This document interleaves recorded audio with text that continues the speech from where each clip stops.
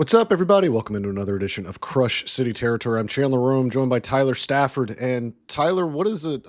We have a saying that we sometimes reiterate here. It's I didn't come up with it. You didn't come up with it. It's an axiom that's kind of lived in sports for a very long time. We often say it's not how, it's how many. They just judge you by what the win total says at the end of the year.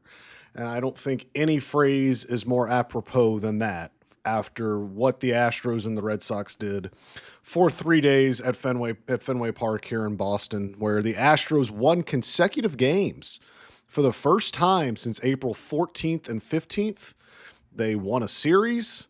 Other than that, it was, I don't know, man. You watched it. There were some encouraging parts of this. Don't get me wrong. I think, you saw some flashes and you saw some things that are starting to stabilize, but especially in the Sunday game, that was a tough watch on both sides. But again, the Astros came out victorious 3-1.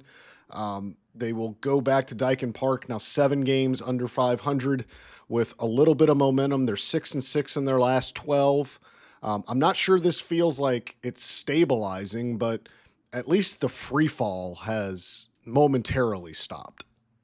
I don't know what you're talking about. I never doubted once today. I knew the whole time. I mean, when they loaded the bases with no outs in the 10th and immediately Altuve hit into the weirdest double play you've ever seen.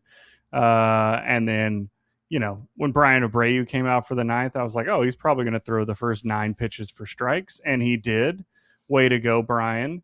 And when he came back out, easy. Never once doubted in the bottom of the 10th tonight. Knew that was locked up. Uh, Look, man, that offense can hit. They had 10 plus hits every game of this road trip, Yep. which is kind of an insult stat because then you say, well, they went 3-3 on that road trip. But the offense is good, and we talked about that's the thing that should give you the most encouragement because when you do get some pitching or some of it starts to normalize, the offense is not a fluke. Like this is a really good hitting team.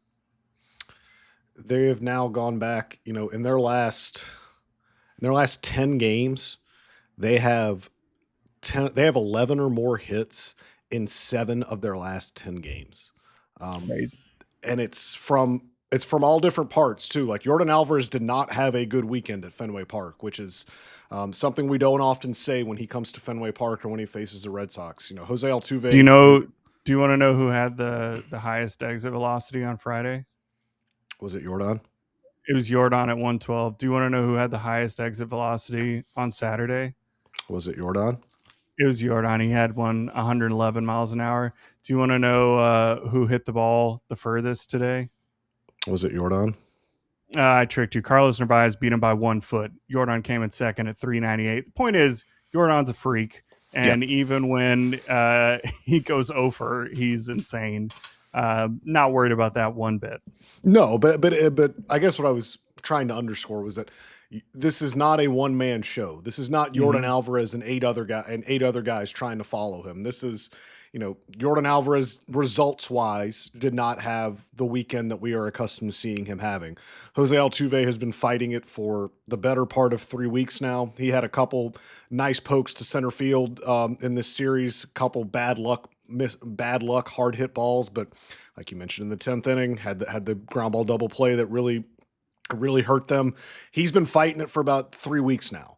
Isaac Paredes has been in and out, but you're seeing guys contribute just in different areas. Christian Walker continues to just be the second half of last year Christian Walker, which I think the Astros hoped that would happen. I'm not sure that they were 100% confident it would, but he looks as good as I have seen him look in an Astros uniform. Again, that's a low bar, but he has been everything this team has needed and more.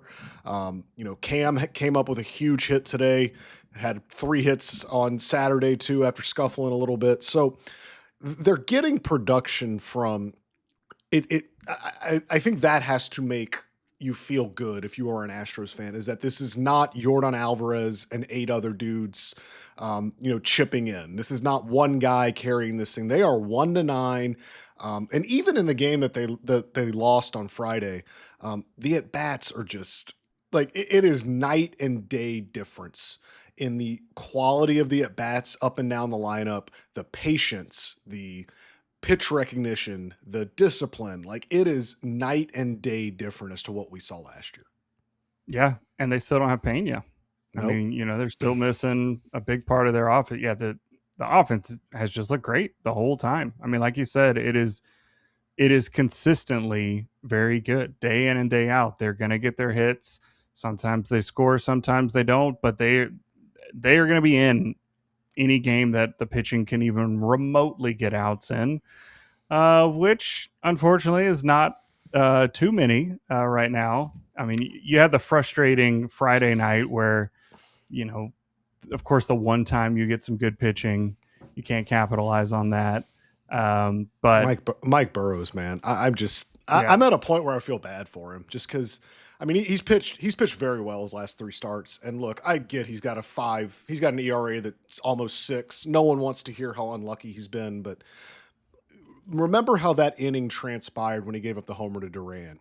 He loses Carlos Narvaez on an 11 pitch walk, which I mean, that was just a good battle between two pitchers. He kept making pitches, kept spoiling them off. All right, you lose a guy on an 11 pitch at bat. That's kind of a tip your hat kind of thing.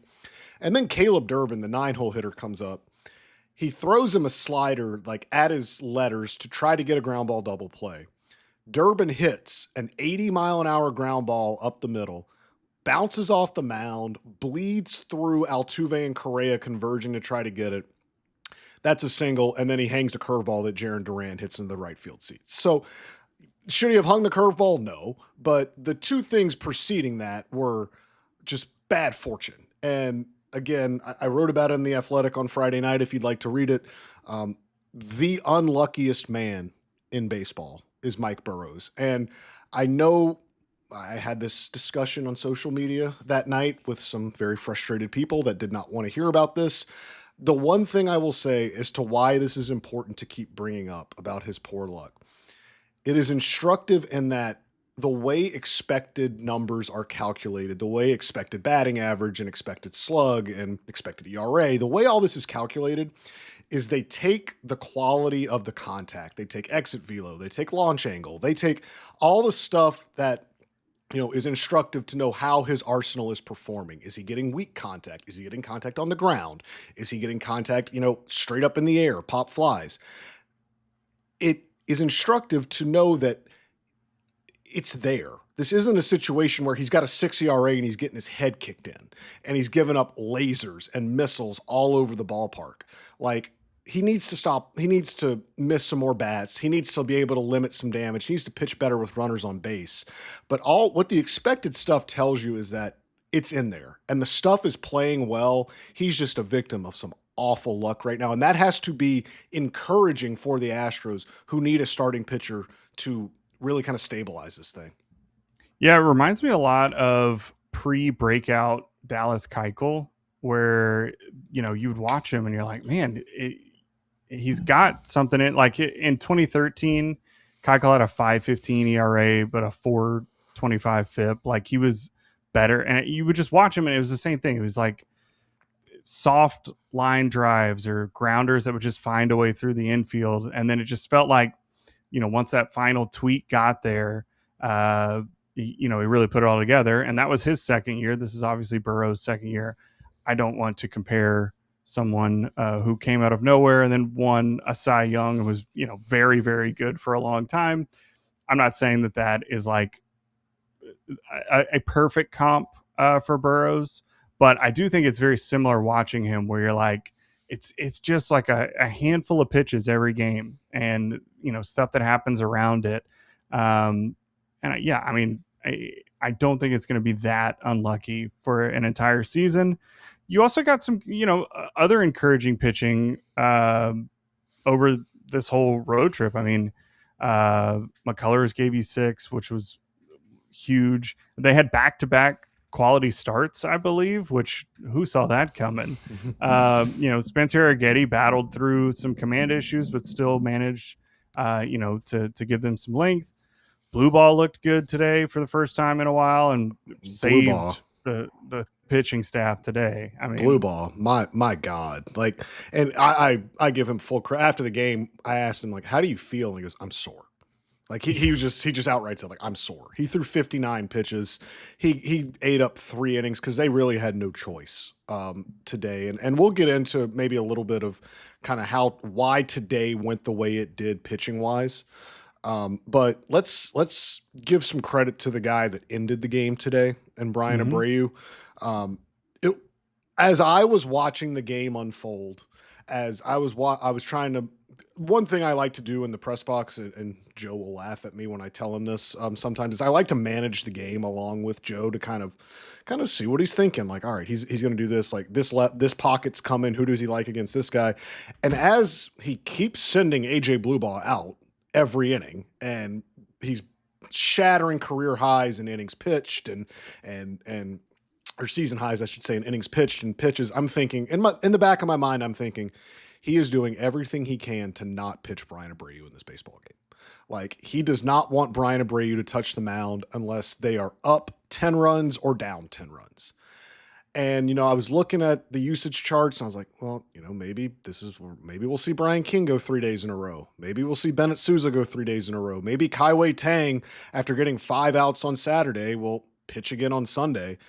And then Bryan Abreu gets up in the bullpen in the ninth inning of a tie game, or in the eighth inning of a tie game, I should say, to come in for the ninth. I did not expect that. I thought, because the way he had been used, he had pitched twice in the previous 9 games. Like they had done everything they could to not pitch him. And then they did today what they need to do. Like we've talked about it. If he's going to be on the roster, he has to pitch, and they've got to find places where they can pitch him. And they had gotten to a point where, to be quite frank, they had probably risked AJ Blueball's health. They did not want to risk Brian King's health. They did not want to risk Bennett Sousa's health. So out came Bryan Abreu. And what went through your mind, Tyler, when Bryan Abreu ran into the middle of, like, it should be noted too, like he faced like the good part of the Red Sox order. It's not like they brought him in for a soft landing. And as he runs in a tie game in the ninth inning, what's going through your mind? It was not confidence. I would put it that way.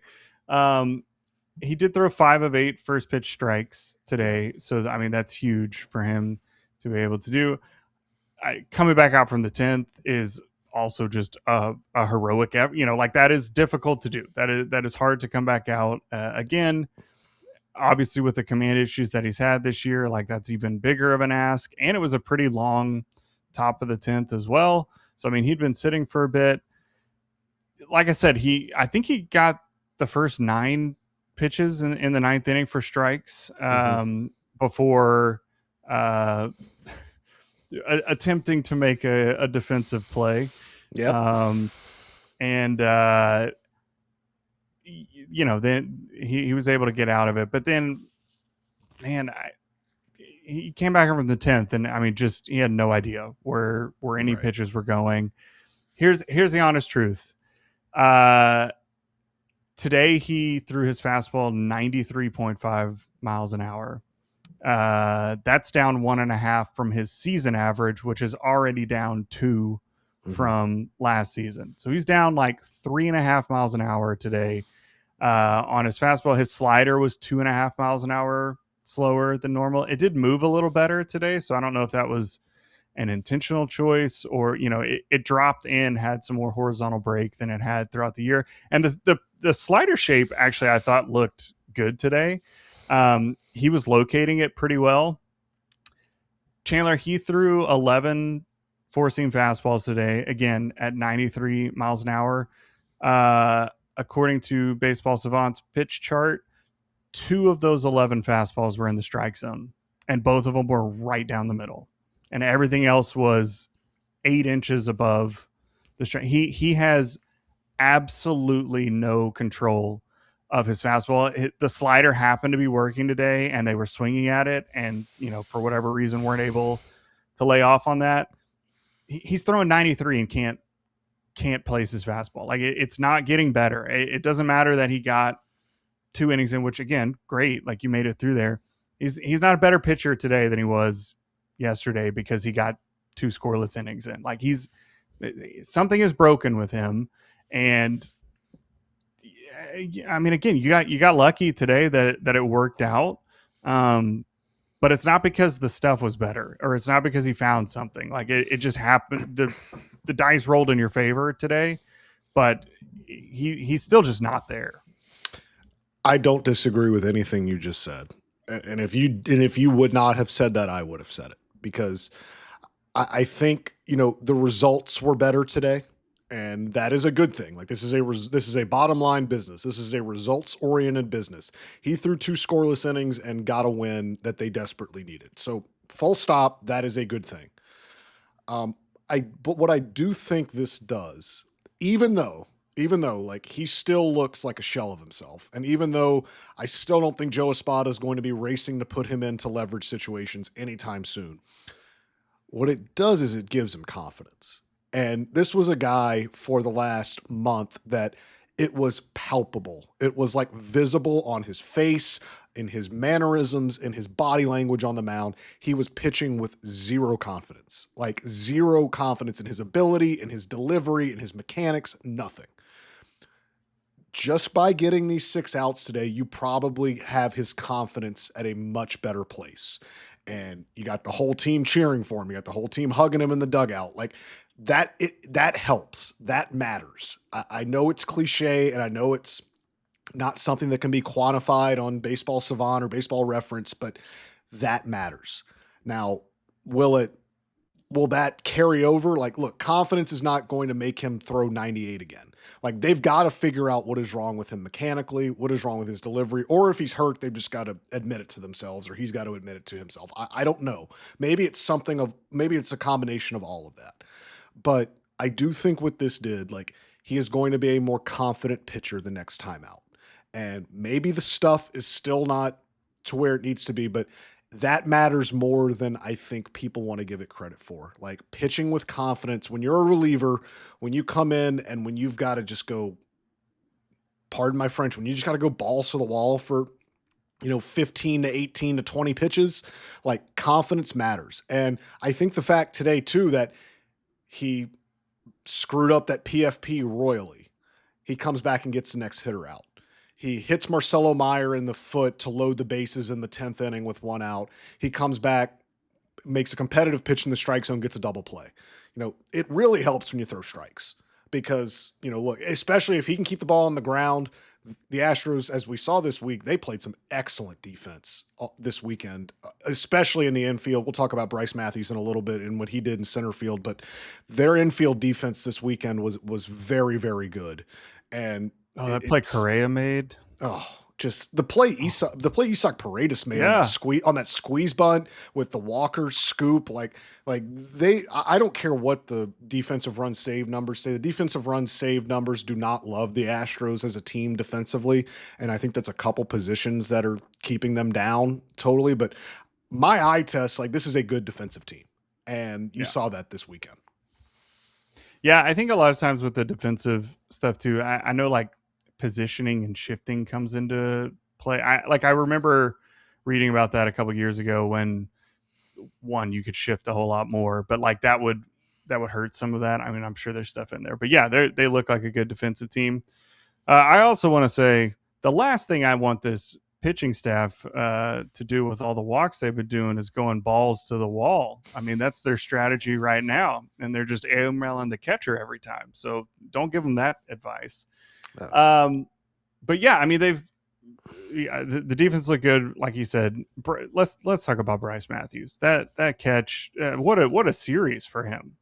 What a series for Bryce Matthews, a guy that has gotten a fair share of criticism, both from yours truly and from a lot of, people online, just because this feels like a consequential year for him. This feels like a consequential year for everyone that you would say is like the future of the Astros. It feels like a consequential year for Cam Smith and for Brice Matthews. And even as you look down on the farm for Xavier Nyans, Kevin Alvarez, Ethan Fry, like the good prospects, because as we've talked about, Dana's in the last year of his deal, and you need to see, is there, I don't want to say is there hope, because that sounds very fatalistic, but like, is there something, is there a next wave being cultivated and coming? And Brice Matthews is going to be a part of that next wave. And it's one of these things where I think, you know, we want player development to be an instantaneous thing. We want it to be, him to hit right now. Joe Espada says it all the time, and it's an axiom that's reiterated a lot. Player development is not linear. Um, sometimes it takes a while. I know Brice Matthews has taken almost 1,000 minor league plate appearances. This is not a situation where he needs quote unquote more seasoning in the minor leagues. This is a situation where like he has got so many tools, as we saw this weekend, with the speed, with the athleticism, with when he touches the ball, when he puts bat on ball, it can go very far and it can be hit very hard. It's a matter of harnessing those tools and finding a way to use them properly. And the Astros right now, I think, moving him to center field, moving him to the outfield, I think that was, kind of a move that's been kind of out of necessity, but I think it helps to suit those tools and it helps to exploit them more. He had a great weekend, a great weekend that I think again, we're talking about confidence. This is a guy that sometimes you do look at his body language and you do look at kind of how he plays, and you do wonder, like, is he kind of beaten down? Is this snowballing on him? He can use this as a real big confidence booster. Yeah, I thought the approach looked a lot better the past couple of days. He worked. There was a it's not going to get talked about. It's going to get overshadowed, but who was he facing where he ended up striking out on a fastball right down the middle, but he worked like a full count and was basically, I can't remember if was it Chapman or I think it may have been so, Chapman. Yeah. Because he was either deciding, he was just having a guess as a fastball or slider, and then he ended up taking a fastball down the middle, but he worked it full. He worked a couple of really good walks this weekend. Yeah, and actually, I was gonna mention, this is gonna go overshadowed, but Altuve grounds into that double play in the 10th inning today. Like, the inning, Cam doesn't get up to the plate if Brice Matthews doesn't draw a walk, and that's a situation where he could have chased out of the strike zone. He could have been antsy, could have wanted to win the game or give them the lead. That was a huge walk in that 10th inning he drew. Yeah, and then even last season he had a 32% outside the zone swing percentage. This season he's cut it down to 24%, which is actually a couple of ticks under major league average. So his approach has looked better. He is not chasing nearly as often as he did. I think he is being more patient at the plate as well, because again, he can put the bat to ball. It's not like his contact percentage is above league average. It's not phenomenal. It's 62%. League average is 59. But I mean, it's not like he's incapable of touching the ball or he's just swinging at everything outside of the zone. It's just a matter of working to get the pitches that you're looking for that you can do damage to, because again, the guy he's had a couple of majestic home runs this season. Like, he's got pop in there. He is not the hitter that he looks like, at face value, where you think it's just going to be like spray and run everywhere. And I mean, he's got real power. And if he can start approaching more with the expectation of utilizing that power as opposed to just using his speed and just trying to make contact with anything he sees, I think he's going to be a lot more successful. And it's shown in the past couple of days. Now, again, pitchers adjust, like, things happen or whatever. But like you said, the tools are just there. I mean, he has a ton of upside for sure. You can see why he's rated so highly. Yeah. Yeah. The power is something that I think, I always kind of knew it was in there, but every time it happens, it still kind of stuns me just because of, like, if you look at him, he is not he's not a big guy. Like, he's not Cam Smith. Like, Cam Smith walks in, you're like, oh, like that dude can hit a ball 400 feet. Like, you don't think about that with Brice Matthews when you see him, but man, when he, like, I think Joe Espada even said it this weekend, like, when he hits a home run, like, he doesn't get cheated. He don't get cheated. He, like, very rarely are they Crawford box specials or things that like just wrap around Pesky's pole. Like, they are majestic home runs. And, you know, if you're looking for kind of more home run potential and more thought, you know, you got Yordan Alvarez, you got Brice Matthews. There's something with FanDuel now that can help you just by picking who's going to hit a home run.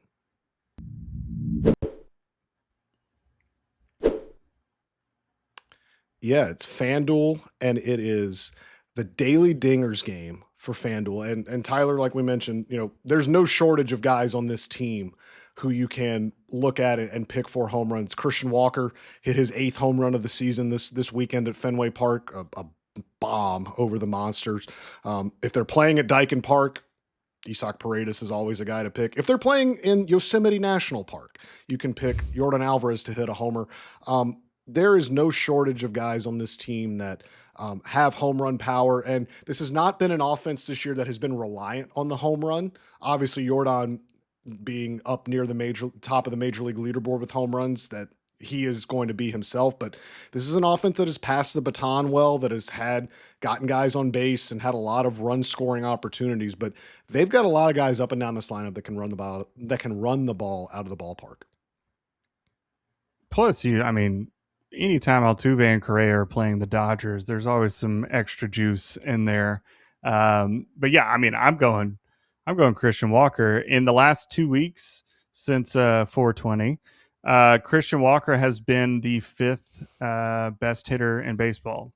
He's batting .409 over that period, so it's .8 WAR. Like, he's been very, very good over the last 2 weeks. And again, playing the Dodgers, where for whatever reason that man owns the NL West. That seems like a pretty good choice to me.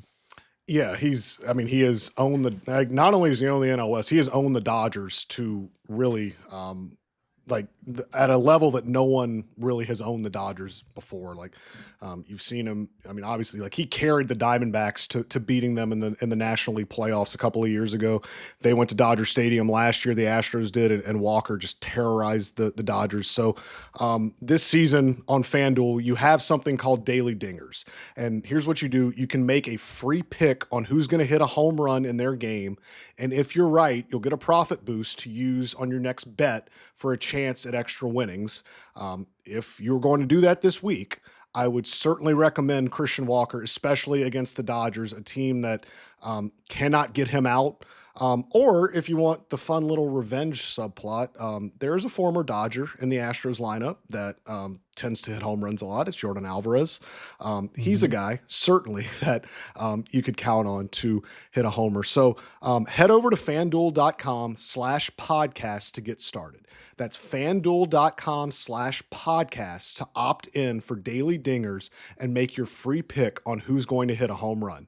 Play ball and swing for the fences on FanDuel, an official partner of Major League Baseball. No purchase necessary. Opt-in required. Bonus issued as non-withdrawable profit boost tokens. Restrictions apply, including any token expiration and max wager amount. See terms at sportsbook.fanduel.com. Gambling problem? Call or text 1-800-GAMBLER. There's another former Dodger that's going to be there tomorrow. Who is that? It's throwing out the first pitch. Is he? Josh is. Is he really? I thought he was joking. So. I thought he was joking. Well, he said it to us and then he tweeted it. So what a weird joke if not, but we'll see. His pal Yoshinobu Yamamoto will pitch. So what better way to get Josh back at the ballpark than to watch a Yoshinobu Yamamoto start? Let's go. Yeah, speaking of the Dodgers, all this fun and fuzzy and yay, like they won a series, they split a road trip, they're 6-6 in their last 12. It all feels great until you realize you got to go home and you got to play the Dodgers. And they are going to get no breaks in terms of the starting pitching probables. Yoshinobu Yamamoto will pitch on Monday. Shohei Ohtani will pitch on Tuesday. And Tyler Glasnow will pitch on Wednesday. That is... How is that team real? Well, if you'd like some positive things, they're not playing very well. Relative to their standard, they are not playing very well. I believe they've lost 4 of 6.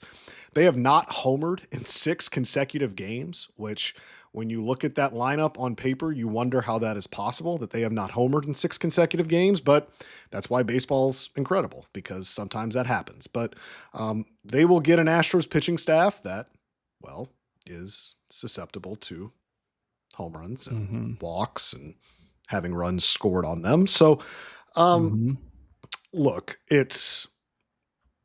this is not football. This is not basketball. Any team can beat any team on any given day.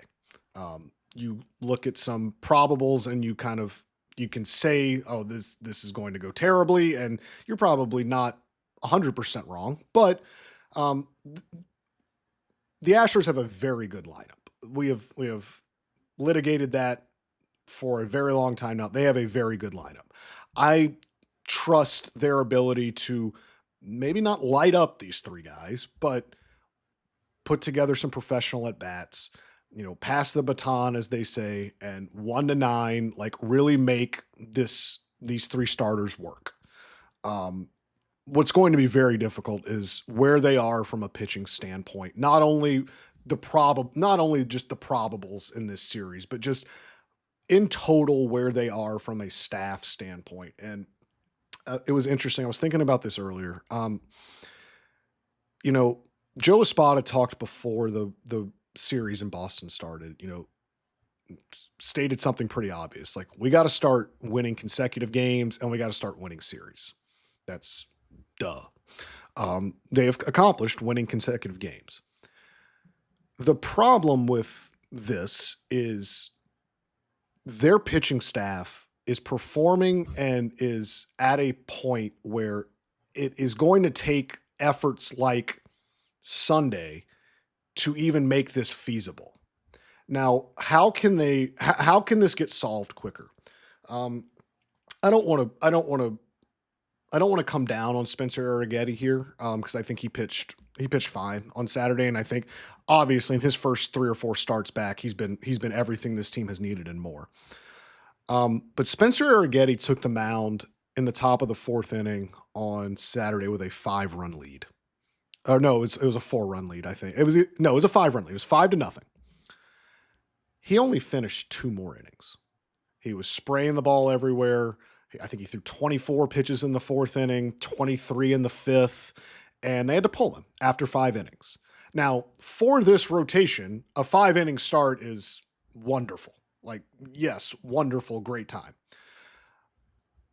If the Astros want to get to a point where they are not just overtaxing and overworking their bullpen to a point of almost, panic and exhaustion, Spencer Arrighetti needs to get them into the 7th inning.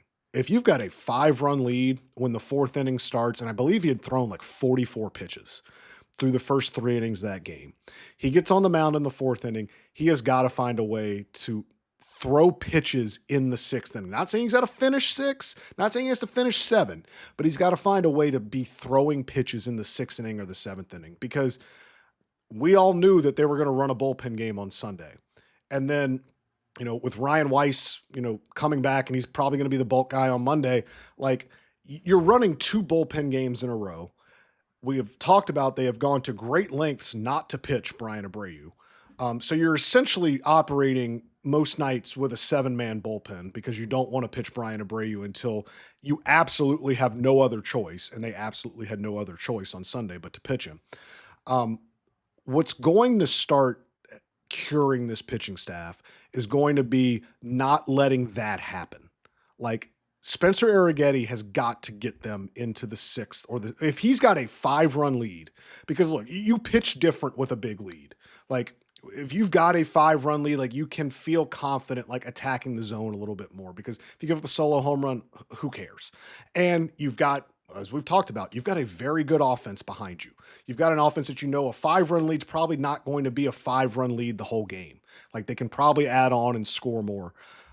So that to me underscores everything that is the problem with this pitching staff, because right now they've got three starters that they can legitimately count on. And that's Arrighetti, McCullers, and Burrows. And Burrows, for all of his faults, has done a great job of eating innings for you. He has thrown the most innings on the team. He has gotten you into the fifth and the sixth inning pretty consistently. Lance McCullers, we just kind of know what that is. Like he'll get you into the sixth. But again, Lance had a 5-run lead before he took the ball in Baltimore in the second game of the doubleheader, and he got them into the sixth inning. Spencer Arrighetti not doing that on Saturday, really put them in a bind Sunday, and it's going to put them in a bind again on Monday, because Steven Okert's going to open the game on Monday because the Dodgers have Ohtani, Tucker, and Freeman that hit in the top 5 of their lineup. They're all left-handed hitters. Open with a left-hander before you get Weiss in there. But I'm just here to tell you, Ryan Weiss is going to pitch a lot on Monday, regardless of the results. Regardless of if he's getting lit up, if he's walking the ballpark, he's going to pitch a lot on Monday. And it's because they have no other choice. Yep. I mean, that's the position that they've been in. I mean, they are desperately missing Hunter Brown. We talked about that all off season with the value of Fromber too, of just knowing that you're going to get 100 pitches and 6 innings out of him pretty much every time. Hunter Brown's the same way. And when you don't have those anchors in your rotation, it makes it to where the other guys that sometimes do well and sometimes don't, when a couple of those run back to back, like it ruins your whole pitching staff. And unfortunately, the Astros have 5 of those guys right now. I mean, there's not a guy in their rotation that you can confidently say you are expecting 6 innings out of them. And I mean, you can be pleasantly surprised, but there's not one in that rotation that you would bet on, every time doing that. So I mean, yeah, they're missing that. Obviously, they try to make, Imai obviously has not turned out to be that answer. Hunter Brown getting hurt, you can't expect. You hoped Javier would have had it, but he gets hurt. It's a lot of those things. But I mean, they just there's not anybody internally that you're going to look to and say we're confident that this guy's going to get 6 innings until Hunter Brown comes back. And even then, you might be nervous for a couple of starts until you see it consistently. But I mean, yeah, they're going to keep running into this problem. We talked about just needing to throw strikes. They have the 5th lowest zone percentage in baseball. So the amount of pitches thrown in the zone, they're throwing 40.3% of their pitches in the zone, and they have the 2nd lowest first strike percentage in the game. They're just not throwing strikes. I mean, at a certain point, there's just not an excuse. You have to throw more strikes than what they're doing. You just have to, because this is not sustainable, especially because what you need right now is length. And the way that you get length is you throw it in the strike zone and you see what happens. And again, sometimes you're going to give up 4 hits in a row, but it might only be on 9 pitches because you're throwing strikes. We just can't keep seeing a reliever come in. I mean, who was it yesterday? I mean, it seems like every time somebody jogs in from the bullpen, they're walking the first guy on 4 or 5 pitches, and it just can't happen. Like they've got to start throwing more strikes. Yeah, and I mean, I think you're talking about Kai Tang, who came in on Saturday and walked the first guy he saw on 4 pitches, but then got out of it. Bennett Sousa had problems today, walking people too. They're just in such a place right now where everything is so magnified, because like they are out of depth. Like unless you want Colton Gordon to pitch against the Dodgers, or Brandon Bielak, or Jason Alexander, which I'm not sure that anyone wants that. No offense to those guys, but if they had guys in AAA that could help, they'd be up here by now. And it's just they are out of depth that can help them win games, I guess is what I'm trying to say. Like Colton Gordon can be great for like if they need coverage, if they need a guy to like go be a long man to eat some innings in a blowout one way or the other. That's kind of what they've used him as. It's what Jason Alexander was in Baltimore the other day when after, Oker gave up the grand slam, it was just let Jason Alexander wear it. And that's what happened to save the bullpen. They want to try to get Kaiwei Tang as I still haven't gotten a concrete answer on if like they actually want him to be a starter or if they're just going to keep deploying him whenever is like most necessary. But Joe Espada needed to win Saturday's game. Kaiwei Tang was going to start Sunday's game, but when he realized he had to win that game Saturday, he was like, he's my best available option. I need to win the game that's in front of me. And he went to that best available option. He went into today. Good managing, by the way. Like I agree. I think I don't know how you watch what has transpired the last month or the first month of this season. I don't know how you watch it and you question like the moves, right? Like there's some like, look, when things don't work, like when Joe puts a reliever in and the reliever walks 3 guys or gives up a grand slam, like it automatically just becomes that was the wrong move. Like that was the wrong choice, the wrong decision, something like a manager did wrong. But like, I mean, what is he supposed to do? Like he went into today, like it was pretty obvious they did not want to use Ryan Weiss. They wanted to save Ryan Weiss to pitch against the Dodgers on Monday. So he had 2 options today. It was either do a traditional piggyback start with Cody Bolton and Ryan Weiss and then run a bullpen game tomorrow against the Dodgers, or it was Cody Bolton and then a bullpen game and then start Ryan Weiss against the Dodgers. Like neither of those options is great.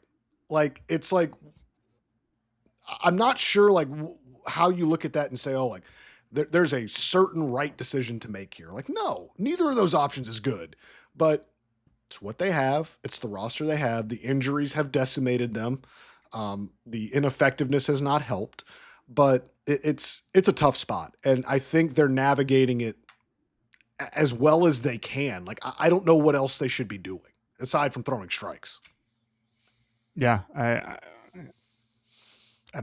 mean, again, at a certain point, you look at who's on the roster, what moves are made that got there, and it's just, the offenses look great, but the pitching just hasn't, and it is clear that they do not have any more options. I mean, they're out of options. This is it. This is who they have to pitch for the season, and you're hoping Hunter Brown can come back and save you. You're hoping that Christian Javier somehow can come back and save you. You're hoping that Lance McCullers can magically, but I mean, there's just. It's not like you've got 3 horses that are 10 days away from coming back. I mean, you got Hader and you got Hunter Brown coming back soon, but they need a lot more than just that. What's a closer going to do for this team? Truly, like, I mean, to have any pitcher that you can trust, it'll help, but like. What it does is it allows you to use Brian King in the 7th when you really need him, or you have some more flexibility with sure. It moves other guys. It moves everyone down the pecking order, which is in and of itself helpful. But yes, they need. But also, I mean, they've had probably 3 or 4 games this year where if Josh Hader's in, they end up winning that game. They don't lose a game because they just didn't have pitching at the back. Like I agree that a closer's not going to fix everything, but an elite closer like can really solidify things where you can just build around that guy's got that. So we just got to get to the 8th. But I mean, you need Hunter Brown, and honestly, you got the guy that you were hoping would be another bulk guy in Imai, and that just hasn't worked out. And that no one in their right mind imagined it going anything like this. Like you could say, maybe he's not going to replicate a 3 ERA like he did in MPB, but he's not going to be, he's going to at least be pitching every 5 days, and he's going to be throwing 100 pitches and getting you through it. Like no one saw this coming. So you can't go too crazy on that. But I mean, they don't have pitching. and I don't know what they do to fix it, because it's tough to waste this lineup. I don't know if you saw on maybe it was Saturday, but they pulled up like I think it was, if you had 10 hits in a game, what your winning percentage was. And the Astros had hundreds of them since 2017, and they had like an 8-10 winning percentage. And at the time that they showed it, obviously then they had Saturday and Sunday where they had 10 hits and wins. But when they showed it Saturday during the game, they were below 500 this season in games where they had 10 plus hits, which is unfathomable. Like, that's, again, for since 2017, over like 800 games, the Astros had averaged like an 8-10 winning percentage. So I mean, the pitching is just unsustainably bad, and it's just hard to look at this team and find a way that you can see it getting drastically better, unless, you know, the 90th percentile happens for like 5 different guys all of a sudden. But I mean, it's not like anything looks easy to fix that right now. The Astros are now 9-8 when they get 10 or more hits, which it's a winning record, but I mean, come on. They've lost 8 games where they've gotten 10 or more hits. They've got 17 games where they've had 10 hits. Like, they're really good offensively. They've scored 3 more runs than the Dodgers this season. They have given up 89 more runs than the Dodgers this season. Like, they're a really, really good offense. The pitching is so bad. It is atrocious. I mean, no one listening to this 50 minutes in needs me to explain that. But this is why we talk about, like, what do you want a manager to do? Like, what he's pitching everybody. It's not like he's hiding people that you can't. No one can get outs. They're not good. That's not, you can't manage your way out of guys walking 8 guys a game and giving up 201 runs so far.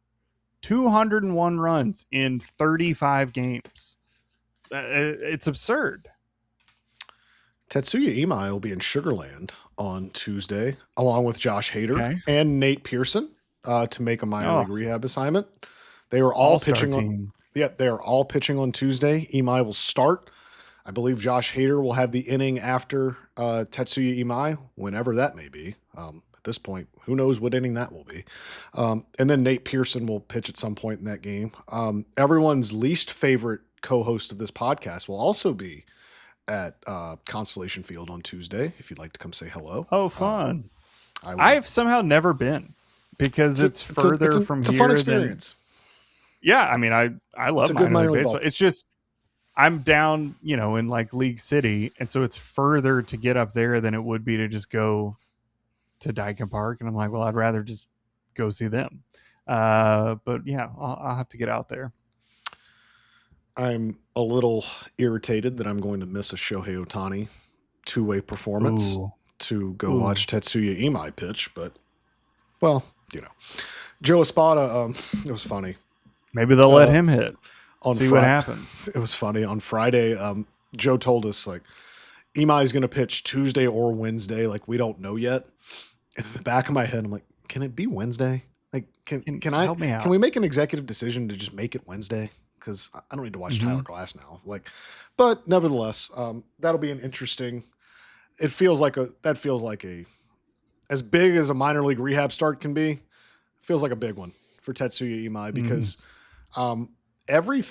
it's been interesting too, and this is probably a topic for after his rehab start or maybe later next week. But like, there's not been much like definitive, like, oh yeah, he's definitely back in the major league rotation after this rehab start. Like, they want him to go out. Like, he's got to get outs. Like, he's got to throw strikes, throw balls in the strike zone, and get outs and produce. Because like, if he does at AAA what he did in his last rehab start, like, I don't think they can bring him back to the major league rotation. They would probably have him make another minor league rehab start. So, it's going to be a big one. It's going to be one that I will be following a lot more closely than I do most rehab starts. But it's just fascinating that it has gotten to this point. with him. I think I don't think we thought it would be seamless. I think we knew that there would be a learning curve. There would be some bumps in the road. This is not as easy as Ohtani has made it seem. It's not as easy as Yamamoto has made it seem, or like these guys. It's a tough transition, and it can be. I think to this extent, I think it's pretty staggering, but we will see. Tetsuya Imai will be in Sugarland on Tuesday. Kyle Tucker will be in Houston on Monday, along with the rest of the Los Angeles Dodgers to face the Astros at Dyken Park. We will be back this week to discuss everything that occurs there, to discuss everything that occurs at AAA Sugarland with the headlined rehab assignment on Tuesday. We'll be back by then, but until then, you can follow me on X at Chandler_Rome. You can follow Tyler at Tyler C. Stafford. Please rate and review us on Apple and Spotify. Please like the YouTube video and subscribe to the YouTube channel so you can get notified every time we post a new podcast. We'll be back, like I said, later this week, or next week, I should say, to discuss the Dodgers, to discuss the Space Cowboys, to discuss Tetsuya Imai, and to discuss whatever Tyler has in his head. But until then, we will talk to you soon. Thank you for listening. Cam Smith hype train. Choo, choo, choo. Bye.